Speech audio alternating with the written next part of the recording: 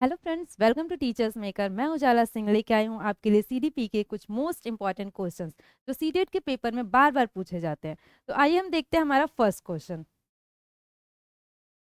हमारा first question है, dash is responsible for primary socialisation of children.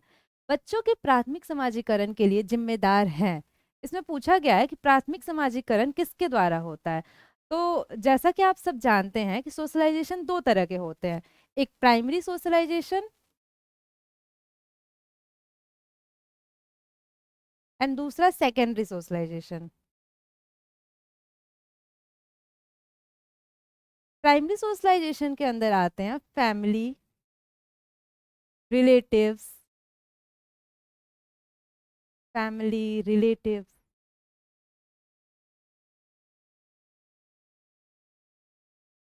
And secondary socialisation के अंदर आते हैं हमारे गवर्नमेंट, जिनसे हम डायरेक्ट कांटेक्ट नहीं कर सकते हैं, रिलीजियस इंस्टीट्यूशंस हमारे,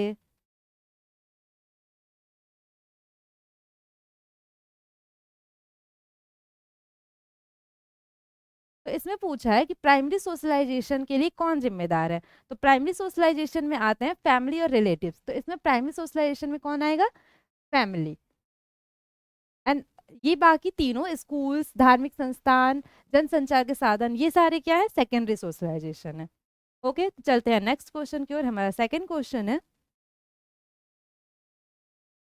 इंक्लूसिव एजुकेशन रिक्वायर्स, समावेशी शिक्षा में किसकी आवश्यकता है। तो पहले हम जानते हैं इंक्लूसिव एजुकेशन होता क्या है। Inclusive education means education for all, सबके लिए शिक्षा। चाहे वो कैसा भी स्टूडेंट हो, हम उसको अपने स्कूल में एडमिशन दे दें, चाहे वो ब्लाइंड हो, चाहे वो फिजिकली चैलेंज्ड हो, तो हम उसके अकॉर्डिंग अपने संसाधन को तैयार करेंगे। तो इंक्लूसिव एजुकेशन मीन्स होता है एजुकेशन फॉर ऑल। तो इसमें ये पूछा गया है कि इंक्लूसिव समावेशी शिक्षा में किसकी आवश्यकता है। सीखने का अनुकूल माहौल। तो समावेशी शिक्षा में हम बच्चों के लिए सीखने के लिए, बच्चों के सीखने के लिए अनुकूल, उनके अनुकूल, जिस तरह से वो सीखना चाहते हैं उसके अनुकूल माहौल बनाते हैं। तो ये आंसर हमारा सही होगा। लेकिन बाकी के आंसर्स भी हम देख लेते हैं। विद्यार्थियों का नामीकरण नहीं, समावेशी शिक्षा में या फिर कैसे भी हमें विद्यार्थियों का नामकरण नहीं करना चाहिए। जैसे कि हम किसी किसी को बोल देते हैं ना कि वो रेड टी शर्ट वाला, वो ब्लू टी शर्ट वाला, ऐसे हमें उनका लेबल नहीं देना चाहिए विद्यार्थियों को। तो ये आंसर हमारा गलत हो गया। नेक्स्ट, विद्यार्थियों का अलगाव, हमें विद्यार्थियों में अलगाव की भावना नहीं लानी है, हमें उनमें जुड़ाव की भावना लानी है, बिलोंगिंगनेस की भावना लानी है। तो ये आंसर भी हमारा गलत हो गया। नेक्स्ट, रूढ़िवादों को मजबूत बनाना, हमें स्टीरियोटाइप को बढ़ावा नहीं देना है, हमें सबको एक समान, इंक्लूसिव एजुकेशन मतलब होता है सबको एक समान देखना, सभी के लिए शिक्षा और सबको एक समान देखना। तो ये आंसर भी गलत हो गया। तो इसका बेस्ट ऑप्शन क्या है? ए, ऑप्शन ए इसका राइट आंसर है। ओके, अब चलते हैं हमारे नेक्स्ट क्वेश्चन की ओर। अधिगम तब प्रभावी होता है जब लर्निंग इज इफेक्टिव व्हेन, जो भी बच्चा लर्निंग करता है तो वो इफेक्टिव कब होता है, हमें ये बताना है। तो हमारा ए ऑप्शन है, यह बाहरी प्रेरकों द्वारा निर्देशित होता है। It is directed by external motivators. नहीं, कभी भी लर्निंग इफेक्टिव तब नहीं होगा जब हमें एक्सटर्नल मोटिवेट किया जाएगा। एक्सटर्नल मोटिवेशन सिर्फ कुछ टाइम के लिए रहता है। इफेक्टिव लर्निंग के लिए हमें इंटरनली मोटिवेट होना होगा। ये आंसर हमारा गलत हो गया। यह प्रतिस्पर्धा को बढ़ावा देता है। इट प्रोमोट कॉम्पिटिशन्स, हमें लर्निंग के दौरान कंपटीशन नहीं करना है। अगर कंपटीशन करना भी है तो हमें खुद से करना है, दूसरों से कंपटीशन नहीं करना है। कंपटीशन की भावना हमारे अंदर नहीं होनी चाहिए। तो ये आंसर भी गलत हो गया। The learning goals for students are framed solely by the teachers. विद्यार्थियों के लिए अधिगम लक्ष्य पूरी तरह से शिक्षक द्वारा तैयार किए जाते हैं। ऐसा नहीं होता, गोल शिक्षक द्वारा तैयार नहीं किए जाते हैं। सीटेट में हमें बस यही करना होता है कि हमें आंसर्स को अच्छे से पढ़ना होता है। अगर हम आंसर्स को अच्छे से पढ़ेंगे तो हमारा आंसर वही मिल जाएगा। विद्यार्थियों के लिए अधिगम लक्ष्य पूरी तरह से शिक्षक द्वारा तैयार नहीं किया जाता है। गोल्स जिसका जो पढ़ रहा है, यानी कि गोल्स हमारा स्टूडेंट्स ही तैयार करेगा। हमें आगे चल के क्या बनना है, हमें क्या पढ़ना है, गोल तो स्टूडेंट्स ही तैयार करते हैं। टीचर्स का काम है बस उन्हें गाइडेंस प्रोवाइड करना। तो हमारा ये आंसर भी गलत हो गया। विद्यार्थियों को अपने अधिगम लक्ष्य एवं निर्धारित करने के अवसर दिए जाते हैं, ये आंसर सही होगा। Students are given opportunities to set their own learning goals, students को अवसर दिए जाते हैं कि वो अपने गोल्स को सेट कर सकें। तो हमारा बेस्ट ऑप्शन ये है और इसका आंसर भी यही होगा, थर्ड का आंसर डी। चलिए चलते हैं हमारे नेक्स्ट क्वेश्चन की ओर। A teacher should inculcate a sense of dash among her learners. एक शिक्षक को अपने शिक्षार्थियों में डैश की भावना पैदा करनी चाहिए। अलगाव, ये तो ऐसे ही गलत है। शिक्षक को हमें टीचर्स को कभी भी बच्चों में अलगाव की भावना पैदा नहीं करनी है। हीनता, हमें स्टूडेंट्स को हीनता इन्फीरियरिटी की नज़र से भी नहीं देखना है, हीनता भरी नज़रों से नहीं देखना है। बहिष्करण, हम उनका बहिष्कार भी नहीं कर सकते हैं। तो इसका बेस्ट ऑप्शन होगा जुड़ाव, बिलोंगिंगनेस। तो एक शिक्षक को अपने शिक्षार्थियों में जुड़ाव की भावना पैदा करनी चाहिए। इसका बेस्ट ऑप्शन होगा आंसर नंबर ए, जुड़ाव। ओके, अब चलते हैं हम अपने नेक्स्ट क्वेश्चन की ओर। बच्चों का विकास इनमें से किसका परिणाम है? जैसा कि डेवलपमेंट में बताया गया है कि डेवलपमेंट क्या है? हेरिडिटी और एनवायरनमेंट का प्रोडक्ट है। डेवलपमेंट तभी अच्छे तरीके से हो सकता है जब हेरिडिटी और एनवायरनमेंट दोनों अच्छे से काम करें। तो पहला ऑप्शन ये है, ओनली हेरिडिटी। बच्चों का विकास इनमें से किसका परिणाम है?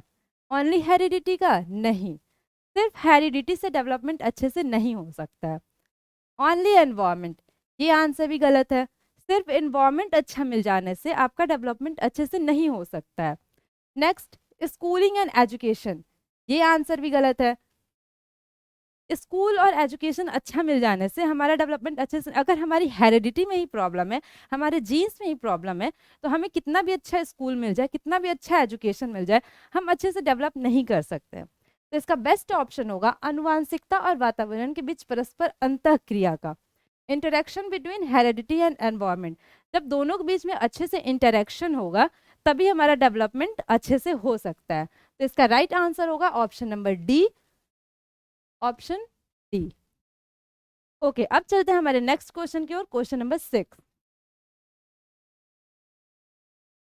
निम्न में से कौन सा कारक समाजीकरण का प्राथमिक कारक नहीं है?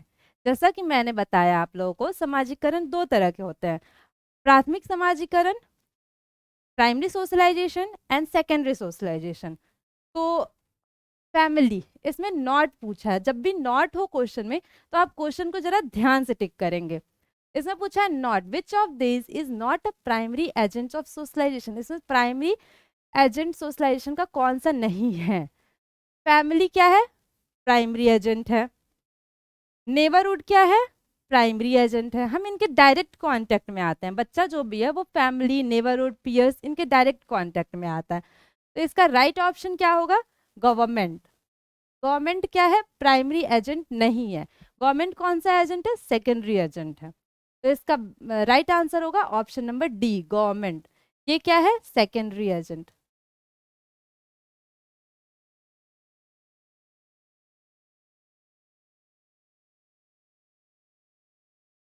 इसका राइट आंसर होगा ऑप्शन नंबर डी। अब चलते हैं हमारे नेक्स्ट क्वेश्चन की ओर, क्वेश्चन नंबर 7। एक प्रगतिशील कक्षा में, in a progressive classroom, progressive classroom कैसा होता है? प्रोग्रेसिव क्लासरूम में टीचर्स एक्टिव होते हैं और स्टूडेंट्स भी एक्टिव होते हैं। हमारा एजुकेशन क्या है? चाइल्ड सेंटर्ड एजुकेशन है। जहाँ चिल्ड्रंस एक्टिव होंगे तभी वो एजुकेशन प्रोग्रेसिव हो सकता है, और टीचर्स एज अ फैसिलिटेटर काम करेंगे। शिक्षक पाठ्य पुस्तक केंद्रित, शिक्षण पाठ्य पुस्तक केंद्रित होता है? नहीं, सिर्फ हम टेक्स्ट बुक की हेल्प से क्लास को प्रोग्रेसिव नहीं बना सकते हैं। ये आंसर गलत हो गया। योगात्मक परीक्षा पर बल दिया जाता है? नहीं, जो भी हमारा प्रोग्रेसिव एजुकेशन होता है, प्रोग्रेसिव क्लासरूम होता है, उसमें हम समेटिव असेसमेंट पे सिर्फ बल नहीं देते हैं, बल्कि आज के डेट में तो फॉर्मेटिव असेसमेंट और समेटिव असेसमेंट दोनों हो गया। फॉर्मेटिव अगर आपने देखा होगा स्कूल्स में यूनिट टेस्ट होते हैं, उसके बाद समेटिव असेसमेंट 1 यानी कि हाफ ईयरली एग्जाम होता है, फिर यूनिट टेस्ट होते हैं, फिर फाइनल एग्जाम होता है, और इन चारों का मार्क्स ऐड करके लास्ट में हमारा रिजल्ट बनाया जाता है। तो हम सिर्फ समेटिव असेसमेंट पे फोकस नहीं करते हैं, इस पे बल नहीं दिया जाता है, तो हमारा ये आंसर भी गलत हो गया। विद्यार्थी अध्ययन में सक्रिय भूमिका निभाते हैं। प्रोग्रेसिव क्लासरूम में जो जब स्टूडेंट्स एक्टिव होते हैं, किसी भी क्लासरूम में जब स्टूडेंट्स एक्टिव होते हैं तभी उस क्लासरूम को हम प्रोग्रेसिव क्लासरूम कहते हैं। तो इसका ये आंसर सही लग रहा है। और भी ऑप्शन हम देख लेते हैं। अध्यापक दंड और पुरस्कार द्वारा छात्रों के शिक्षण को दिशा देता है। नहीं, हमें दंड और पुरस्कार के द्वारा छात्रों को शिक्षण देने की जरूरत नहीं है। हम उन्हें इंटरनली मोटिवेट करना चाहते हैं, हमें इंटरनली मोटिवेट करना चाहिए, एक्सटर्नल मोटिवेशन से कुछ नहीं हो सकता है। तो इसका ये आंसर भी गलत है। तो इसका बेस्ट ऑप्शन है ऑप्शन नंबर सी, यानी कि एक प्रगतिशील कक्षा में विद्यार्थी अध्ययन में सक्रिय भूमिका निभाते हैं। जब तक बच्चे एक्टिव नहीं होंगे तब तक वो क्लासरूम इफेक्टिव यानी कि प्रोग्रेसिव प्रगतिशील नहीं होगा। तो इसका 7th का आंसर नंबर सी सही है। चलिए चलते हैं नेक्स्ट क्वेश्चन की ओर, क्वेश्चन नंबर 8। एक विद्यालय बैडमिंटन प्रतियोगिता के लिए विद्यार्थियों का चयन करते समय लड़कों को प्राथमिकता देता है और संगीत प्रतियोगिता के लिए लड़कियों को प्राथमिकता देता है। यह क्या सूचित करता है? इसमें ये बताया गया है कि अगर बैडमिंटन कंपटीशन हो रहा है तो उसमें से बॉयज पार्टिसिपेट कर सकते हैं, और गर्ल्स के पार्टिसिपेशन के लिए संगीत प्रतियोगिता यानी कि म्यूजिक कंपटीशन हो रहा है। तो इसमें ये दिखाया गया है कि लड़कियां बैडमिंटन नहीं खेल सकती हैं। तो इसे हम कहते हैं जेंडर स्टीरियोटाइप, जेंडर रूढ़िबद्धता। इसका ये आंसर होगा। इसमें क्या सूचित किया जा रहा है? जेंडर रूढ़िबद्धता सूचित किया जा रहा है कि लड़कियां ये काम नहीं कर सकती हैं। जैसे कि आज के डेट में भी ऐसा देखा जाता है कि अगर एक फैमिली है, उसके पास एक लड़का एक लड़की है, मीन्स कि किसी भी पेरेंट्स के एक लड़का एक लड़की है और उनके पास एक ही को पढ़ाने का पैसा है, तो वो अपने लड़के को ही पढ़ाना प्रेफर करते हैं। तो इसे हम रूढ़िबद्धता कहते हैं। तो इस क्वेश्चन में भी एक विद्यालय बैडमिंटन प्रतियोगिता में अगर लड़कों को पार्टिसिपेट करवाया जा रहा है और म्यूजिक कंपटीशन में लड़कियों को पार्टिसिपेट करवाया जा रहा है, तो इसमें हमें क्या दिख रहा है? जेंडर रूढ़िबद्धता दिख रहा है। इसका आंसर डी होगा, 8th का आंसर डी। चलिए चलते हैं नेक्स्ट क्वेश्चन की ओर, क्वेश्चन नंबर 9।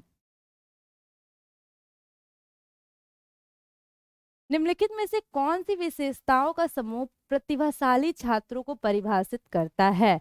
इनमें से कौन सा बच्चा प्रतिभाशाली कहलाएगा? शीघ्रता से सीखते हैं और उसे याद करते हैं। प्रतिभाशाली बच्चे क्या करते हैं? शीघ्रता से सीखते हैं और किसी भी चीज को जल्दी से सीख लेते हैं और जल्दी से उसको याद कर लेते हैं। ये ऑप्शन सही है।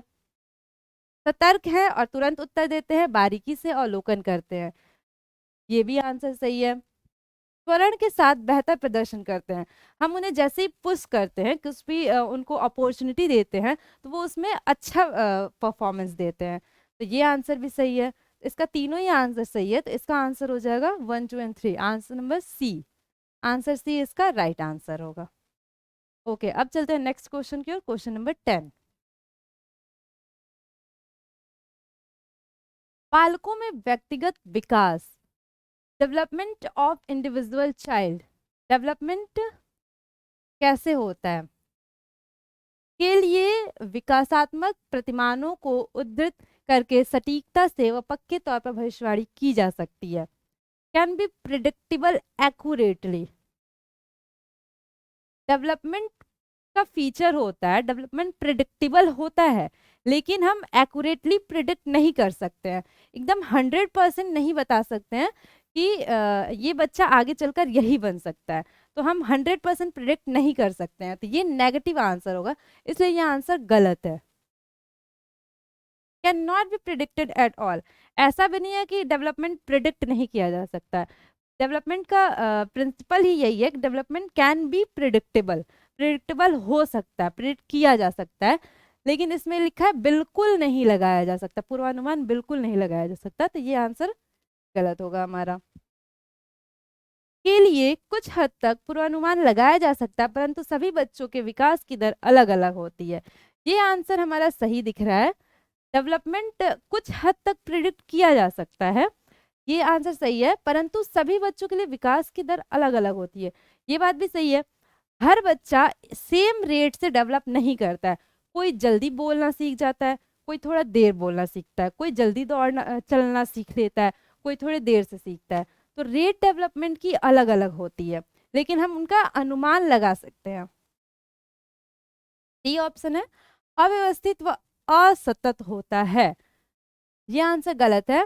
डेवलपमेंट हमेशा ही सीक्वेंस यानी कि क्रम में होता है और एक ऑर्डर में चलता है। तो हमारा बेस्ट ऑप्शन कौन सा है? ऑप्शन नंबर सी।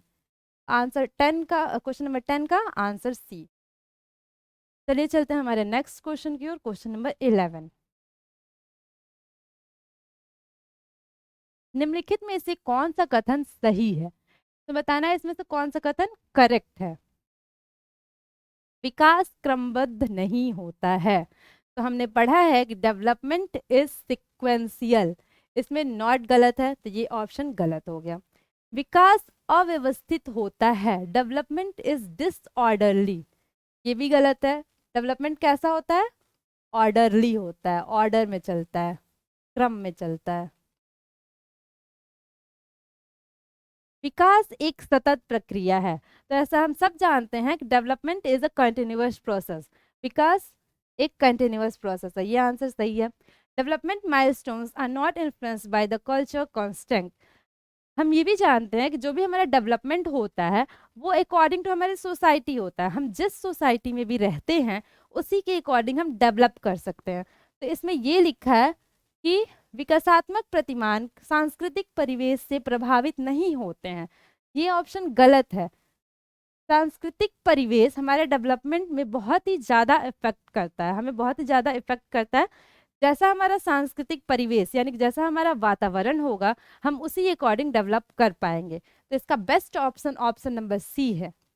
विकास एक सतत प्रक्रिया है। डेवलपमेंट का कौन सा कथन सही है? इसमें से कौन सा कथन सही है? तो विकास एक सतत प्रक्रिया है, ये कथन सही है। हमारा नेक्स्ट क्वेश्चन है, बच्चे अपने समाज के बारे में ज्ञान, रहने के कौशल, मूल्य, रीतियां किससे सीखते हैं?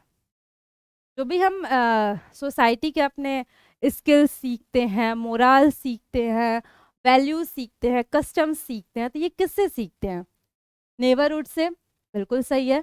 हमारे आस पड़ोस के लोग जैसे होते हैं, जैसा बिहेव करते हैं, हम कुछ चीज़ें उनसे सीखते हैं।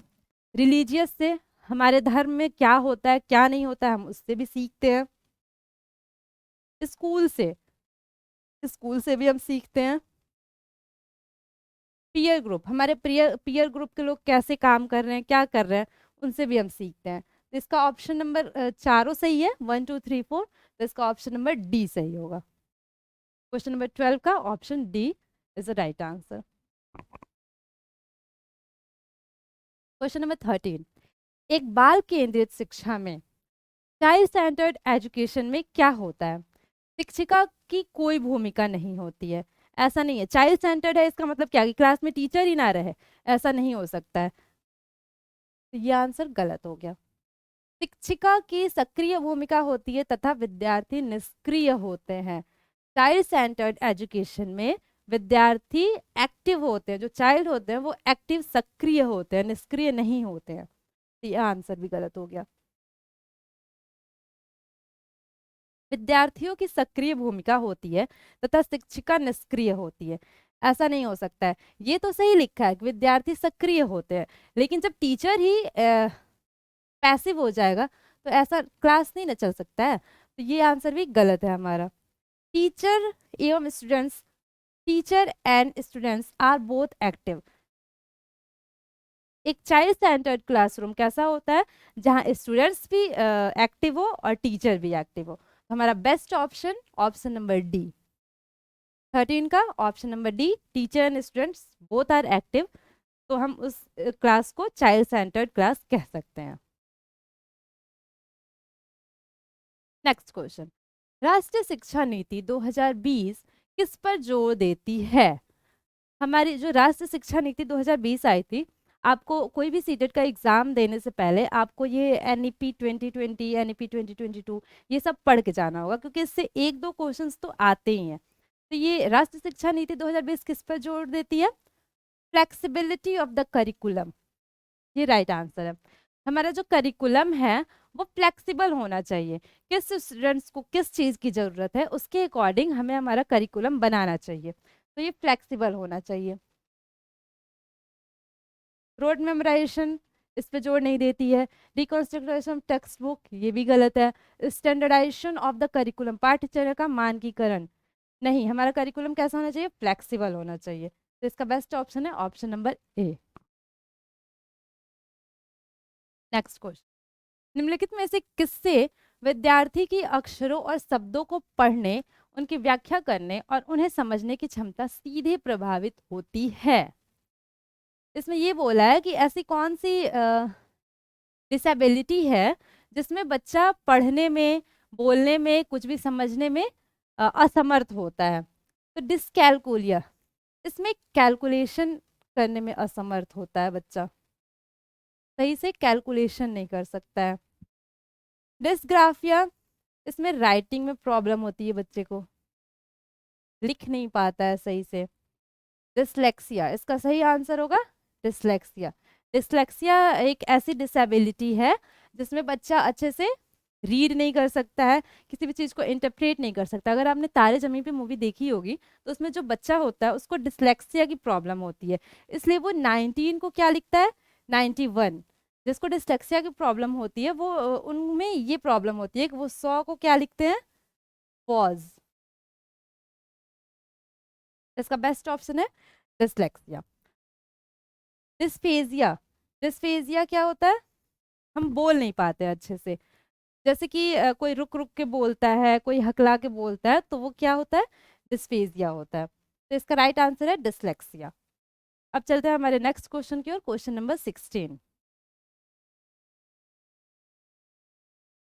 जब सीखी जाने वाली सामग्री डैश हो तो विद्यार्थी बेहतर सीखते हैं। Student learn better when material to be learn is. अगर मटेरियल कॉम्प्लेक्स होगा, जटिल होगा, तब तो स्टूडेंट्स अच्छे से नहीं सीख पाएंगे। अगर मैं ही आपको जो समझा रही हूँ, मेरी लैंग्वेज अगर टफ होगी, जटिल होगी, तो आप अच्छे से नहीं सीख पाएंगे। लेकिन अगर मैं जितने इजी वे में सिखाऊं, जितना आपके रियल लाइफ से जोड़ के बताऊं चीज़ें, जितना एग्जाम्पल रियल लाइफ से पुट ऑन करूंगी, उतना ही ईजी होगा समझने में। कनेक्टेड विथ एग्जिस्टिंग नॉलेज, मौजूदा ज्ञान से जुड़ी, जो भी हमारा प्रीवियस नॉलेज है उससे अगर हम जोड़ के पढ़ाएंगे तो जो भी हम पढ़ा रहे हैं वो क्या होगा? स्टूडेंट्स उससे बेहतर तरीके से सीख पाएंगे।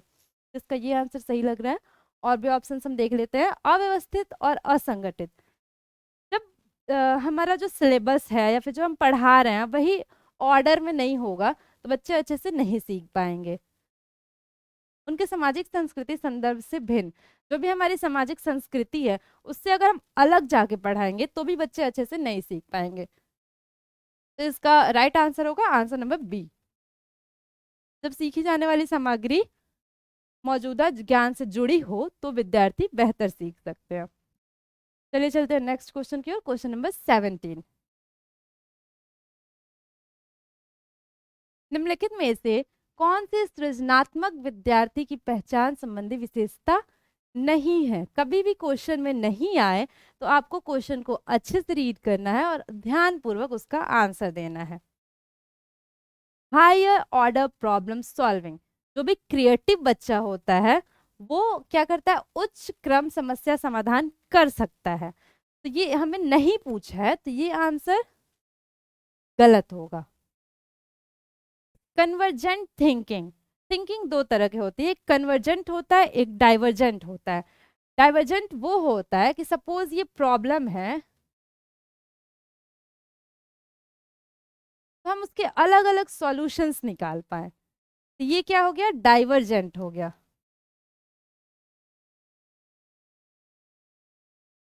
तो जो क्रिएटिव बच्चा होता है वो डाइवर्जेंट थिंकिंग करता है, ना कि कन्वर्जेंट थिंकिंग। तो इसमें पूछा क्रिएटिव बच्चा क्या नहीं करता है, तो वो कन्वर्जेंट थिंकिंग नहीं करता है। कन्वर्जेंट थिंकिंग क्या होता है कि अगर कोई भी प्रॉब्लम है तो उसको वो एक ही नज़र से देखे, एक ही सॉल्यूशन। सपोज मेरा ये काम नहीं कर रहा है, तो ये नहीं कि मैं इसको खुद से चेक करूंगी, एक बार कोशिश करूंगी कि ये ठीक हो जाए, लेकिन नहीं, मैं तुरंत बाहर से किसी को बुलाऊंगी कि मेरा ये काम नहीं कर रहा है, कृपया इसको ठीक कर दे, तो ये प्रॉब्लम का सॉल्यूशन नहीं हुआ। डाइवर्जेंट थिंकिंग क्या होता है, प्रॉब्लम है तो आप उसके सॉल्यूशंस को अलग अलग वे में सोचें कि मैं क्या क्या कर सकता हूँ तो ये चीज़ें सही हो सकती हैं। तो जो क्रिएटिव बच्चा होता है वो क्या करता है, डाइवर्जेंट थिंकिंग करता है। इसमें क्रिएटिव बच्चा क्या नहीं करता है ये पूछा है, तो इसका आंसर होगा कन्वर्जेंट थिंक। नवाचारी प्रयोग, जो भी क्रिएटिव बच्चा होता है वो क्या करता है, नए नए इनोवेशंस करता है। जिज्ञासा की प्रबल भावना, जो भी क्रिएटिव बच्चा होता है उनमें क्या होता है, क्यूरियोसिटी बहुत ज्यादा होती है, तो इसका आंसर होगा answer number B.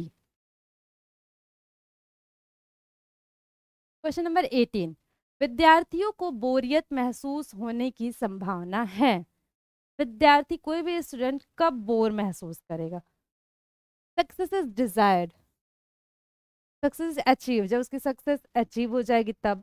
Activity is value, जब उसकी एक्टिविटी को वैल्यू दिया जाएगा। एक्टिविटी इज नॉट वैल्यू, जब उसकी एक्टिविटी को वैल्यू नहीं दिया जाएगा तो वो क्या करेगा, बोर महसूस करेगा। चलिए चलते हैं नेक्स्ट क्वेश्चन की ओर। क्वेश्चन नंबर 19, बच्चों में भाषा विकास किससे प्रभावित होती है। कोई भी डेवलपमेंट होता है, तो मैंने आपको बताया कि कोई भी डेवलपमेंट होता है तो उसमें हेरिडिटी और एनवायरनमेंट दोनों का इक्वल रोल होता है। 50% हेरिडिटी तो 50% एनवायरनमेंट। सिर्फ हेरिडिटी की वजह से या सिर्फ एनवायरनमेंट की वजह से डेवलपमेंट अच्छे से नहीं हो सकता है। तो इसमें पूछा है, language development among childrens get influenced by only genetics. गलत आंसर, सिर्फ जेनेटिक की वजह से लैंग्वेज डेवलपमेंट नहीं हो सकता है। ओनली एनवायरनमेंट, गलत answer. Genetic as well as important environment, ये आंसर सही है। दोनों ही इक्वल रिस्पॉन्सिबल होते हैं डेवलपमेंट के लिए, चाहे वो लैंग्वेज डेवलपमेंट हो, चाहे वो कॉग्निटिव डेवलपमेंट हो, कोई भी डेवलपमेंट हो, genetic as well environment is important होता है। नाइदर जेनेटिक नॉर एनवायरमेंट, ये भी गलत। तो इसका राइट आंसर होगा आंसर नंबर सी। ओके, चलते हैं नेक्स्ट क्वेश्चन की ओर। सॉरी, आज लग रहा है 19 क्वेश्चन से प्रिंट हो पाए हैं। ओके, तो अब हम अगले सेशन में कुछ और इम्पोर्टेंट क्वेश्चंस करेंगे। आज का सेशन हमारा यहीं ख़त्म होता है। Thank you for watching.